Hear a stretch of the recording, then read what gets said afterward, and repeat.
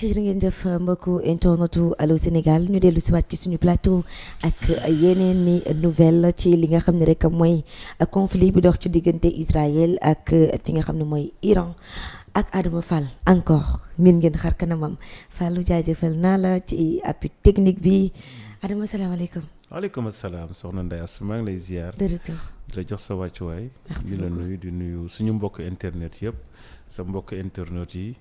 et fas yéene ñëwaat aussi ci actualité bi ci guerre bi waaw indiwaat ci rek ay kii yu bees fu mu tollagum voilà acca am na solo mbokk internet yi donc ñu abonné gul ci compte Allô Sénégal dem abonné ñi liké gul dem liké ñu fàttali leen ni yéen a ngi seen biir émission face à l'actu comme ni nga ko waxee léegi fi actualité bi toll fi attaque contre attaque bi fi mu toll lan lañ ci mën a jàppande lu yees lu bees actuellement luñ ci mën a jàppandi lu yees mooy Ndeye Astou Israël a ngi woote wàllu de Israël mi ngi woote wàllu barke nogay màngaan comme ni on va être un peu plus sérieux Iran mi Israël mi ngi woote wàllu Ndeye Astou loolu moo bees gis nañ sorti Benjamin Netanyahu mooy nga xamante ni moom mooy premier ministre Israël moom mi nga xamante ni mooy gone gi nga xam ne moo bootu ci ginnaaw Amérique xëy rek congu góor yàlla bi nga xam ne mooy Iran ñu fàttaliwaat ko xale boobu yaakaaroon ne moo mën Iran ñëw indil ko résistance bu musul gis fenn ba nga xamante ni dafa dérouté mi ngi mel ne xale bu réew bi rek nekk ci koñ bi xëy song mag mi nga xamante ni xam nga jàpp na njàmburam mi ngi liggéeyam di dem ak a ñëw mu jug song ko yaakaar ne moo ko ëpp doole waaye fu mujj de mooy nijaaykaay jàpp ci nga ni ma nijaaykaay jàpp ci lañ jàppale parce que bu ñu dégloo tey sortie bi déjà benn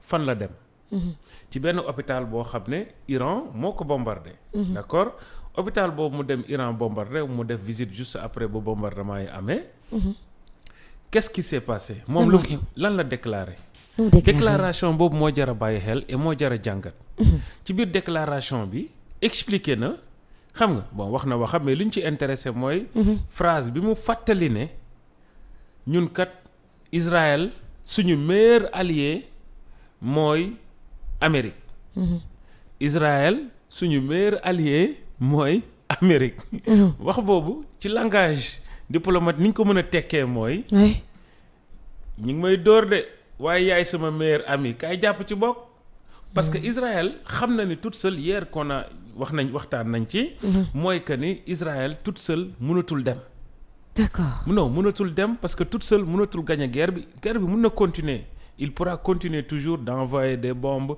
d'envoyer xam nga ay bagages bombarder ay sites iraniens mais pour en finir comme lui ce qu'il veut mooy que ne Iran ce programme nucléaire Iran na ko rayer il y arrive pas parce que bombe bi nga xam ne moom la soxla c'est bombe perforant GBU 57 amu ko avion bi koy transporter sax amu ko Amérique moo ko am les B2 et les B52 donc moom xam na ni toute seule il veut pas y arriver donc moo tax muy woote wàllu wàllu boobu muy woote tey dafa am leneen lu mu ci dolli leneen lan parce que yaakaarul woon ne Iran am nañ capacité de les toucher parce que xam nga Israël dafa yàgg a vanté wu dôme de fer dôme de fer c'est intouchable xam nga parce que am nañ ñetti système de défense yu ñu yor dôme de fer kenn mënu ko pénétrer dôme de fer moom kenn mënu ko pénétrer waaye Ndeye Astou dôme de fer de daa mel ne daa mujj a doon dôme de glace. et pourtant loolu sax ci école yi loolu la ñu jàngaloon. loolu la ñu yàgg a jàngale. ñoom. naan ñu dôme de fer kenn mënu ko protéger ñu naan système iranien yi. parce que dôme de fer ainsi de suite. mais dôme de fer ma ne mujj naa doon dôme de glace parce que. dafa fondre. waaye ma ne missile yaa ngay romb. d'accord. wax naa technique bi nga xam ne moom la iranien di utiliser la dernière fois dañ leen di dóor ay drone ba dôme de fer te démb dafa am benn affaire bu reetaarlu bu ci am. mooy que ne dôme de fer xam nga dôme de fer en fait buy intercepter ay missiles moom ay bombe ñooy dem. ñooy dem tasanteeg bombe boobu écraser ko ci kaw suuf si ñoom tellement dañu saturer système bi ba système bi dafa mujj a bëggee ba day jékki-jékki rek génnee ay bombe di ko sànni. nii dafa mujj a dof. xam naa lañ ko yan la attanul iranien yi dañ ko saturé dañ ko saturé et sur le plan informatique mu dem ba mujj am ay bëgg gis nañ ay bombardement yoo xamante ni homme d'affaires mooy jékki-jékki rek génnee bombe xam naa affaire bi da ko mi ngi mel ne rek mbir bu la sonal toute la journée nga tëdd ba guddi di ko gént xam naa dafa gént ay yeneen bombe yu ñëw mu jékki-jékki di lancer parce que mu dem ba am une bëgg informatique tellement les Iraniens dañoo xarañ saturé ko ba tax na tey Benyamin Netanyahu dafa rappeler ne Amérique mi ngi mel ne rek nday asu xam nga ma jékki-jékki rek song benn waaye boo xam ne yaakaaroon naan maa ko ëpp doole waa ji di ma néewal doole ma naan nday asu bul fàtte ne yaay sama meilleur gain de kay jàpp ci donc sorti Benyamin Netanyahu bi pour man ñu am lecture dëgg lu ñu koy jàppe mooy woote wàllu parce que xam na ni Trump mi ngi hésité est-ce que dina dem est-ce que du dem parce que Trump dafa am ngan di dilemme dans son camp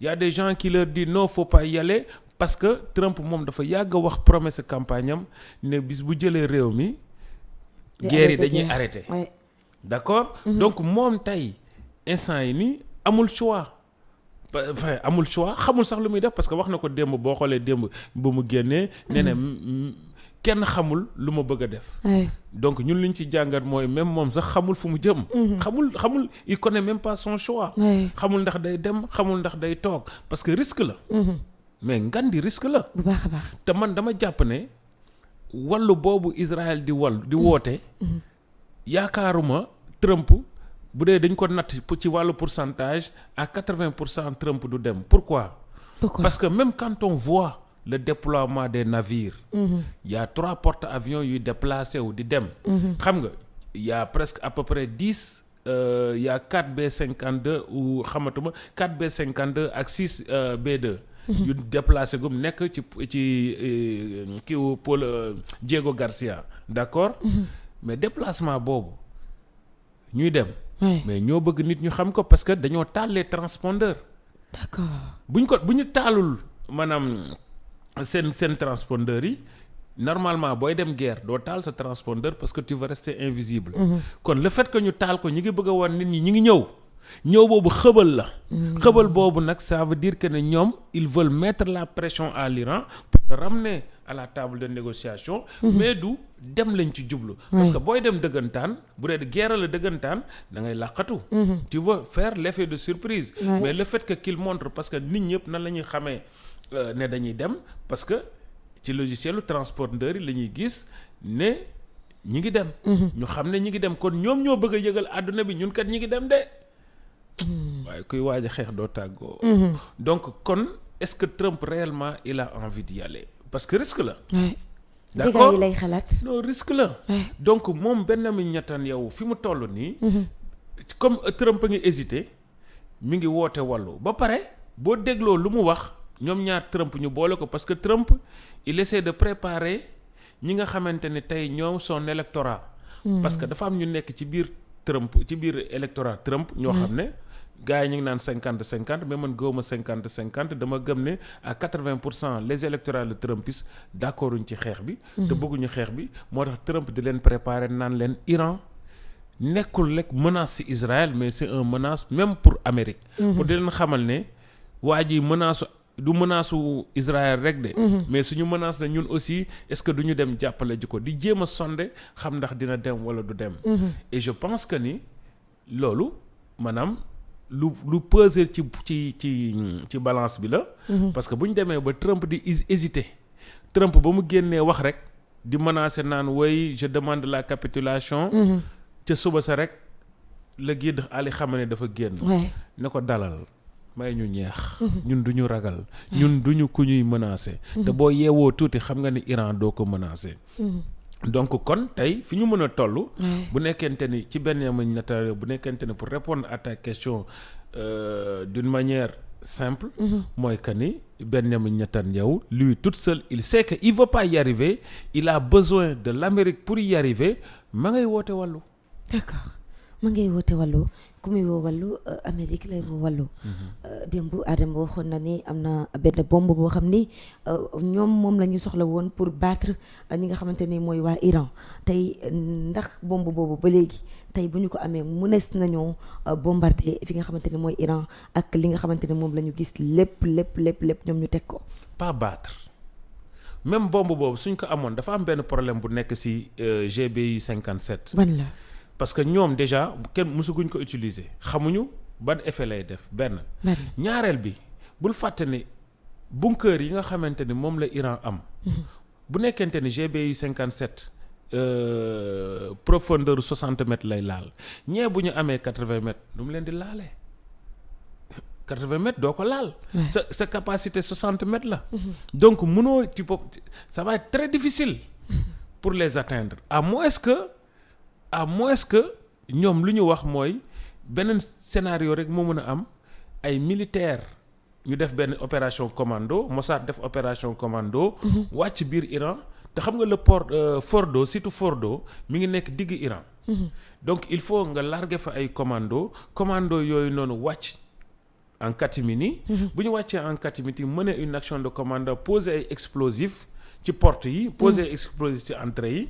explosifs yooyu noonu en amont génn. mais sauf que problème bi ngay am mooy Israël. nan lay yónnee ay militaires biir Iran nan la militaires yooyu noonu nan la ñuy génneewaat. en fait comment ils vont ressortir.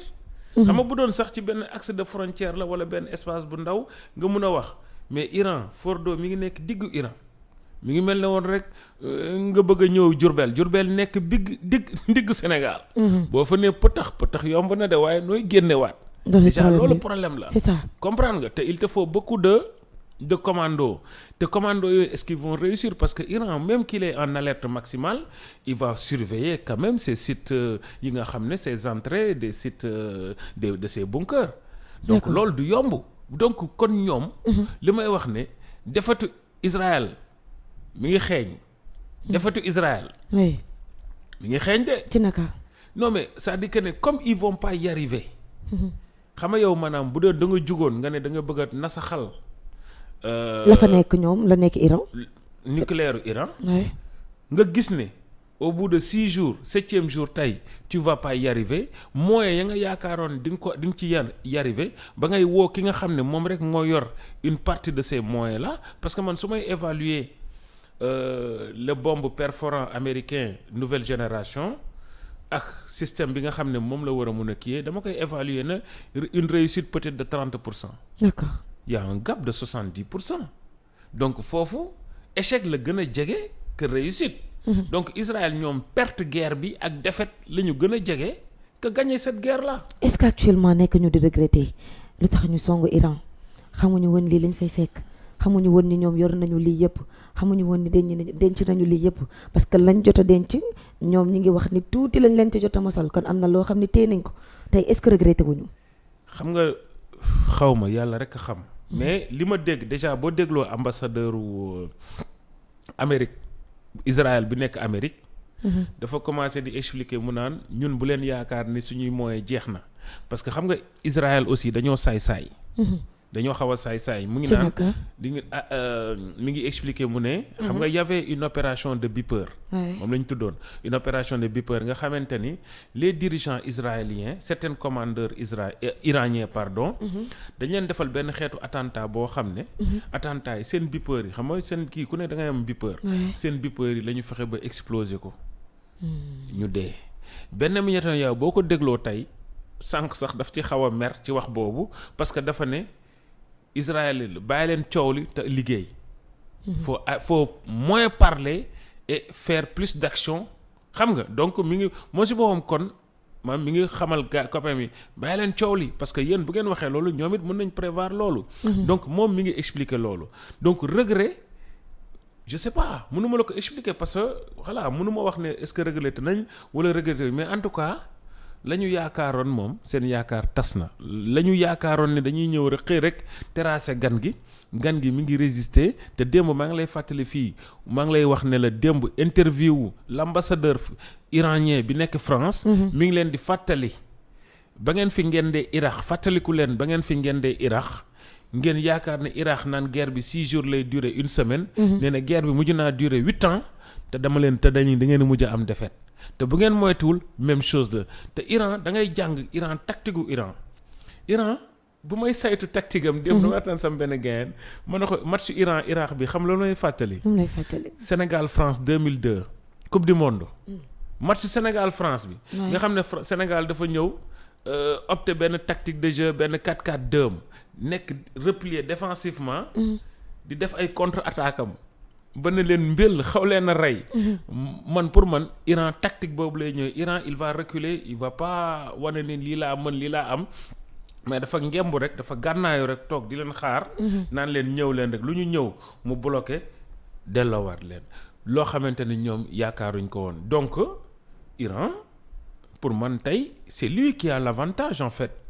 parce que ki njëkk a song. moom mooy favori bi. moom moo war a gagner moom moo war a dóor.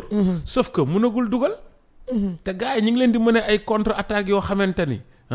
maara day taali. donc ñoom tamit ils sont voilà ba tax na ñuy woote wàllu deuxième woote wàllu bi. mooy ils commencent à dire oui il faut que se travailler pour que les opposants iraniens yi nekk biir Iran. révolté wu. mais sauf que c'est une stratégie quand même qui me paraît tirer des cheveux. Parce que pour moi c'est pas intelligent du tout et ça n'arrivera pas. Pourquoi? Pour 3 raisons. Première raison bi mooy tey Iran dëkk lañ boo xam ne boo leen songee rek ñoom ñëpp dañuy booloo nekk benn. tey même opposition ba. kenn sañu faa jóg naan lii wala laa boo ko jógee tu seras le traître de la République xam nga fa ngay mujjee dañ lay pendre. donc ñoom kenn du bouger. parce que démb boo xoolee appel bi ñu koy def dañoo pirater la télévision iranienne. diffuser ci ay images di leen appeler pour ñu révolter wu. donc iraniens yi du ñu révolter wu. kan mooy jug di révolter wu. ku jug tu seras le traître de la République. donc loolu moo lay wan ne ñoom jaaxle nañ bu ñu demee ba jaaxle. ñoom ñu jug yaakaaroon ne dañuy songu daan leen. bay mujj jàpp iraniens yi ci biir di leen woote wàllu naan leen jug leen ngeen révolter wu. donc ça veut dire que ne ñoom kon. xamatuñ fu ñu jëm. wala comme il commence à perdre voilà donc suñu dee dañuy woote wàllu dañuy demander pour peuple ba révolté wu donc peuple bi du mës a révolté wu benn ñaareel bi. dañu wax ne ils vont essayer de tuer le guide suprême. Ali Khamenei. mais loolu buñ ko defee dañuy gën a merloo iraniens yi benn. ba pare t'entends même les chiites yu nekk Irak. ñoom déclaré nañ nee nañ bis bu ngeen laalee xamee ni ñoom ñooy chiites yooyu ñoom ñooy mujj a jël guerre bi donc Israël mi ñuy wax ci xam-xam beeg ci stratégie beeg yooyu. d'accord ils sont forts en informatique ils sont forts en caay-caay mais tey dañoo mel ne xam nga li ñu naan boo naree jël défaite équipe boo mën a doon cuune ngay doon. ñi ngi gis ay yëfu cuune. yu ñuy def tu vois ce que je veux dire donc. ay mbir la yoo xamante ni. tey lim ñuy wan mooy que ni Iran moo yor avantage bi. d'accord léegi nag Iran moo yor avantage bi. donc voilà Ndeye Astou en grosso modo. jommi na ayca ci jommi googu la ñuy desandi ndax premier ministre bu Israël est-ce que du jommi googu ngay wax moo tax tey ñu annulé li nga xamante ni mooy mariage doomam ndax guerre bi nga xamante ni moom la ñu daal di sëmb. parce que xam nga wax naa la fii ma ne la Benyamin Netanyahu moom guerre bi moo ko arrangé parce que Israël dafa impopulaire parce que bul fàtte ne Israël dafa song comment ça s'appelle bande de Gaza xam nga di xeex ak waa bande de Gaza def son opération boobu noonu muy wax pour nee na day éradiquer le Hamas. d'accord opération boobu mu mujj a nekk échec. échec la. donc mais si échec la parce que ça fait combien de temps il arrive pas même les otages yi Hamas jàppoon indi leen biir bande de Gaza otages yooyu ba léegi ñu ngi fa il arrive même pas à les libérer. donc israéliens yi population israélien bi. ñoom dañu jàpp ne Benyamin Netanyahu dafa def erreur mais comme ñoom li may wax rek. ils ont une solidarité bu ñu nekkee ci état de guerre te xam nañ ne ñu ngi ci état de guerre tant que mi ngi continuer les guerres mi ngi toog au pouvoir. moo taxoon la dernière fois man la Benyamin Netanyahu il joue sa propre partition cette guerre là personne le voulait même Trump il le voulait pas. mais comme il a dit li mu wax moom nee na Trump tàgguma la dama lay yëgal. parce que Benyamin Netanyahu ma fàttali ko comme on l'a dit la dernière fois. dafa compter trop ci les lobbies juifs le lobby sioniste laay wax sax du ma wax juif parce que y a des juifs qui sont voilà nickel.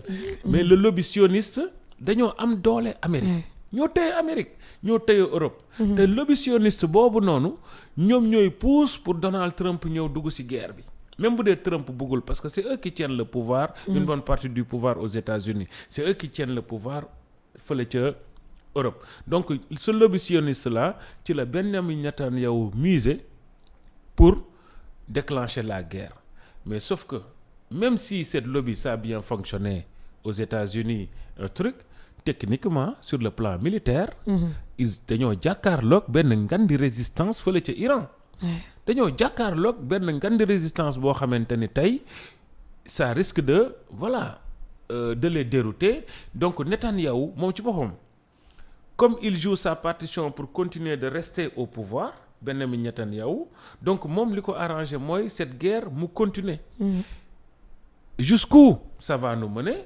yàlla rek moo ñu ko mën a wax donc voilà. acca am na solo bu baax a baax Adama donc jaajëfal mbokk internet yi waaye it chef de guerre bu Israël bi moom tamit def na sortie dem ci fi nga xamante ne mooy hôpital bu ñu bombardé woon loolu it sa gis-gis dañ ko ci rek daal di soxla ak kàddu yi nga xam ne jot na ko yëkkati. dafa dem ci hôpital boobu déjà loolu dafa am indice bu grave bu mu génnee. man indice bu ma si génnee déjà pourquoi il se balade sur les hôpitaux loolu pour man c'est se victimiser Iran pour dire que ni mais su yaay suñu meilleur ami Donald Trump comme yaay suñu meilleur gain nag ñi ngi rey ba ñu rey suñu biir hôpital ñëw leen jàpp ci mais man li may jàngat ci waxam contrairement ak parce que déjà moom dafa contredire Benjamin Netanyahu dafa ne on demande rien à personne xam nga Netanyahu moom dafa yalwaan dafa ne voilà Amérique bul fàtte ne yaay suñu meilleur ami yaay suñu meilleur allié yow yaay suñu ndayaasu yaay sama meilleur ami ñi ngi yaa ngi may seetaan de xam nga donc comme moom dafa ne kii yaay suñu meilleur allié moom daf ko xaw a contredire tuuti parce que dafa ne on demande rien à personne sauf que boo defee attention ci li mu wax dafa wax benn wax boo xamante ni man ça m'a frappé mooy que ne dafa expliquer mu ne nan la yan bombe ñoo dugg ba réussir ba dugg dafa ne kii la nu ñu koy xeeti benn missile balistique moo dugg avec une charge de 2 tonnes 500 ma dar sama gémmiñ ma ne waaye yéen ñi doon wax seen dôme de fer bi dara mënu ceen a romb yéen nee ngeen balistique moo leen def nii te du sonique du sonique du hypersonique yeeg bombe yooyu yëpp laalagu la pour la raison bañ du rey ci amoo mais tu te dis que ni moom moo ko wax et lui c'est le chef de guerre yaa ngi dégg moom moo ne missile balistique moo ko laal moo leen laal def dégâts boobu noonu waa léegi bu leen missile balistique laalee def leen nii ana ay sonique ana hypersonique yi ana mag 10 yeeg mag 15 yi ñooñu yegsee guñu kon ñoom quand tu les entends ils sont c'est là où tu dis que ni seen défaite est-ce que xeeñul est-ce que victoire Iran n'est pas impossible xeeñ na parce que ñoom li ñu yaakaaroon mu défendre leen mënu leen a défendre ba Iran ci bomb yu ndaw ndawaan yi moo leen def ëpp Dakar te Iran génneegul yu mag ya te waxoon naa la fii ne boo moytul Iran usure leen di yóbbu Iran dafa am condition physique de barken na koy mag yal na yàlla yërëm Pape Bouba Diop gis nga genre Pape Bouba Diop yooyu diggante match Sénégal ak France boobu 2002 boo moytul foofu lañ jëm ak ñoom foofu la Iran jëm ak ñoom dina leen contre attaque te dina leen defal bagage léegi nag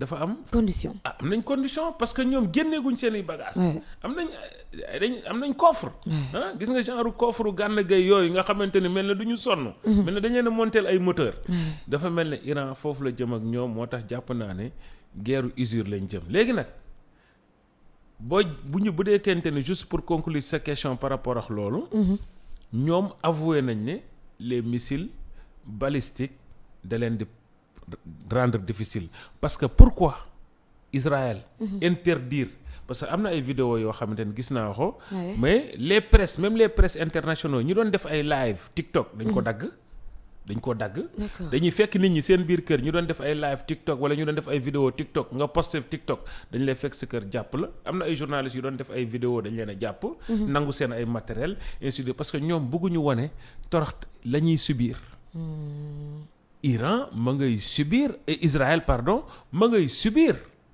ma ngay parce que bul fàtte ne laal nañ fii ñoom xam nga laal nañ seen hôpital dëgg la. mais laal nañ fii siège yu Mossad. laal nañ ko démb. laal nañ siège yoo xamante ni ay état-major israélien la. laal nañ fii raffinerie pétrole. ba seen courant coupé. xam nga ba nga xamante ni dañu mujj a coupé ñoom seen pétrole. feneen mais dañ leen a laal di laal seen ay bagages seen ay mort di bëri. te ñoom comme àdduna bi dañoo bëgg a wane ne ñoom ñi ngi gagné ñi ngi avancé. moo tax bëgguñu image yooyu génn donc pour te dire que ne lu tax bëgguñu image yooyu génn te pourtant Iran liñ leen di laal seen image ñu ngi génn di circuler. donc mi ngi noonu kon li ñuy nëbb ñoom ñoo ko xam sentiro aussi ci wax ci benn ragal gu ci am maanaam benn peur boo xamante ne tey am na ci ba tax ñu naan lu ndaw lii lañ leen di sànni laal nañu leen yu mag ya kon bu génnee ñun fu ñu jëm maanaam benn ragalte boo xam ne. ñoom waxuñu loolu sax wanewuñu ragal mais au fond tu sens la peur parce que peur bi mooy au fond quoi tu sens une peur parce que Netanyahu bu demee bay fàttali. te xam nga moom ak Trump quoi qu'on puisse dire jubóowuñ yenn jubóo yi même bu nekkente ne Trump jubóo nag Israël mais Trump jubóowul ak Netanyahu yenn jubóo yi en fait ñoom ñaar donc su demee ba koy fàttali yaay suñu meilleur gain yaay suñu meilleur ami. yaay suñu meilleur allié sax ci terme yu mu utilisé mais loolu mooy yaay sama meilleur xarit. kon waroo maa seetaan. ñu gis Trump di hésiter donc ñoom est-ce que quelque part parce que xam ne ils sont conscients que ni toute seule ils vont pas y arriver te bu ñu ñëwee ci ci beneen partie bi dinaa la wax lan moo tax ñoom mënuñu gagner Israël yàlla rek a xam du ma ne mënuñu gagner Iran de. mais du yomb. yaakaaruma ko man. ayca deuxième partie boobu la ñuy dugg yomb beeg yombul lan nga ñu ci mën a wax. ayca pourquoi yaakaaruma ñu mën a gagner Iran. lu tax Iran maanaam la dernière fois je disais que ni y a ces deux